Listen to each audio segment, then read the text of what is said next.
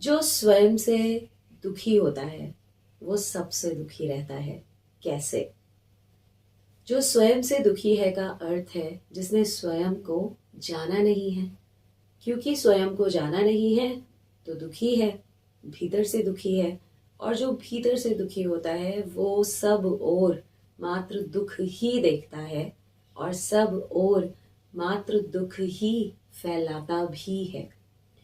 स्वयं को जब जानते हैं, स्वयं अर्थात ईश्वर, हमारे भीतर ईश्वर ही होते हैं जिसके कारण हम जीवित हैं। हम उसे आत्मा कह सकते हैं। और शरीर तो मर जाता है, जो भी कुछ भौतिक हमें दिख रहा है आसपास वो सब नश्वर है। किंतु यहाँ ऐसा क्या है जो सदा रहेगा, सदा है और सदा रहा है? वो है आत्मा, नाम दिया हमारे ऋषि मुनियों ने इसको। यहाँ हम उसे परम तत्व भी कह सकते हैं, जिसने हम सबको जीवित रखा हुआ है। वो यहाँ पे रह जाता है, बाकी सब नश्वर है ना। तो जब हम उसको नहीं जानते तब हम स्वयं को मानने लगते हैं। यहाँ पे स्वयं का अर्थ है जो भौतिक शरीर है, हम उसे ही सच मानने लगते हैं। जब हम उसे सच मानने लगते हैं तो जो वास्तविक सत्य है उससे दूर हो जाएंगे। वास्तविक सत्य परमात्मा है। हम तो भौतिक जगत में ही डोलते रहेंगे। भौतिक जगत को हम एक समुद्र सागर मान सकते हैं, उसी में गोते लगाते रहेंगे। कोई धन के पीछे, कोई वैभव, कोई स्त्री के पीछे, कोई पुरुष के पीछे हम यूं ही डोलते रहेंगे। हम यूं ही कभी डूबेंगे, कभी थोड़ा तैर के साइड में आ जाएंगे। बस यही चलता रहेगा पूरे जीवन भर। और अंत में मृत्यु के बाद यहाँ पे क्या शेष रहेगा? वही ईश्वर तत्व। तो जो सत्य है उसे क्यों ना जाना जाए? जो असत्य है, असत्य यहाँ पे अब सोचने में लग सकता है क्यों असत्य है? हमें दिख तो रही है सारी चीजें, बड़ी बड़ी गाड़ियां दिखती तो हैं, असत्य कैसे हुई? तो यहाँ पर अध्यात्म में असत्य का अर्थ होता है जो सदा ना रहे। हमारे तो धर्म का नाम भी सनातन है ना, जो सदा रहे। तो उसके तो नाम में ही ये बता दिया गया कि सदा क्या रहेगा यहाँ पर। हमारा धर्म है जो सदा रहे। इसका अर्थ ये नहीं है कि हमें कोई साधना नहीं करनी, हमें अपने धर्म को नहीं जानना। हमें तो इतना पता है कि हमारा धर्म सदा रहेगा। कैसे रहेगा? उसके जब ऋषि मुनियों ने नाम रखा सनातन, जो ब्रह्म ऋषि हुए, नाम रखा सनातन अर्थात जो सदा रहे। तो सदा क्या रहता है? सदा सिर्फ ईश्वर रहता है, सदा सिर्फ परम तत्व रहता है। तो जब उसकी साधना करेंगे तभी तो धर्म सदा रहेगा ना। हम उसकी साधना ही नहीं करेंगे तो हम जानने का प्रयास ही नहीं करेंगे।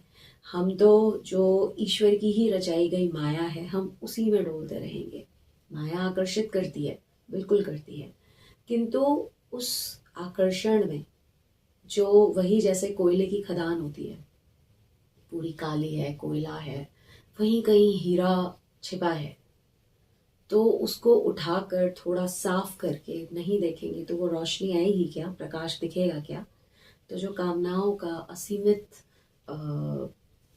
जो का अज्ञान है उससे ढका हुआ है, उसकी जो परत है उससे ढका हुआ है, हमने अपने भीतर के ईश्वर को, उन परतों को धीरे धीरे खोलना है। फिर हमें ईश्वर दिखते हैं, वही वास्तविक सुख होता है।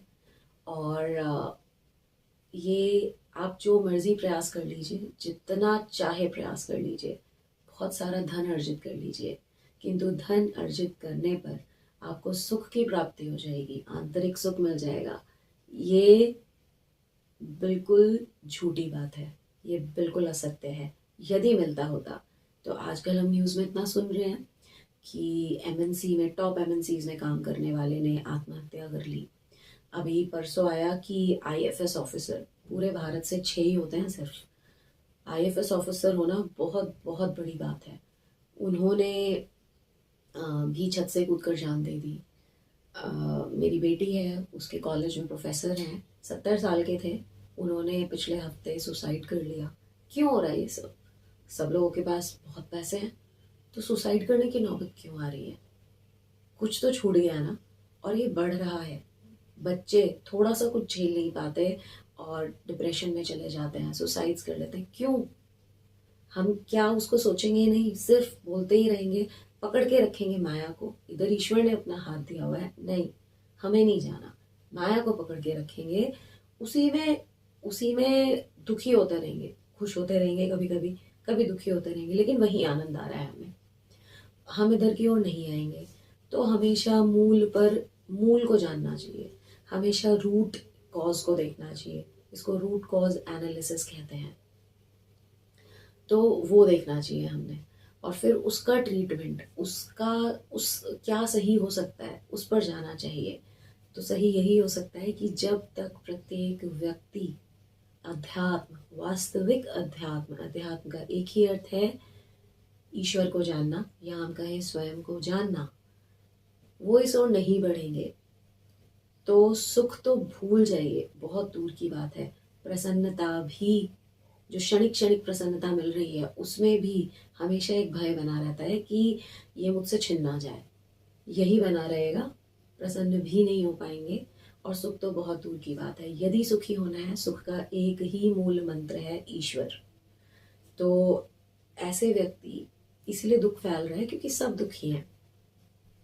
हम कभी ऋषि के पास जाते हैं, जो पहले ऋषि होते थे, या आज भी यदि कोई इस कार्य में इस तरीके से लगा हुआ है, तो क्यों हमें वहाँ जाके अच्छा फील होता है, क्यों हम मंदिर में जाते हैं तो कहते हैं एक अच्छा सा वातावरण है, हमें बस सुकून मिलता है, शांति मिलती है, बस थोड़ी सी देर जाने में, जो कि प्रतीकात्मक है। सोचिए जब उसको जानेंगे तो कितना सुख मिलेगा, कितनी शांति मिलेगी।